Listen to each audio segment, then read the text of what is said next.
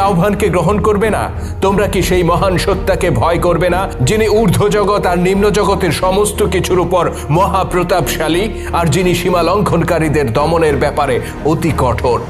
অভিশপ্ত জাতি আল্লাহ নবীর এই আহ্বানকে সহাস্যে প্রত্যাখ্যান করে। তারা তার সতর্ক বার্তাকে বৃদ্ধাঙ্গুলি দেখিয়ে বলে, আমরা তোমার কাল্পনিক শাস্তির ব্যাপারে বিচলিত নই। তোমার চিৎকার আমাদের কর্ণকুহরে প্রবেশ করবে না, আর আমাদের হৃদয়কে এতটুকু বিচলিত করবে না। আমরা সেইভাবেই উদ্দাম জীবনযাপন করব যেভাবে আমরা এতকাল করে এসেছি। আমরা সেইভাবেই রাত্রিকালে এই নগরীকে প্রমোদময় করে তুলব যেভাবে আমরা এতকাল করে এসেছি, আর আমরা সেইভাবেই নিজেদের সকল বাসনা পূর্ণ করব যেভাবে আমরা এতকাল করে এসেছি। তারা তাদের পথ প্রদর্শককে প্রত্যাখ্যান করে।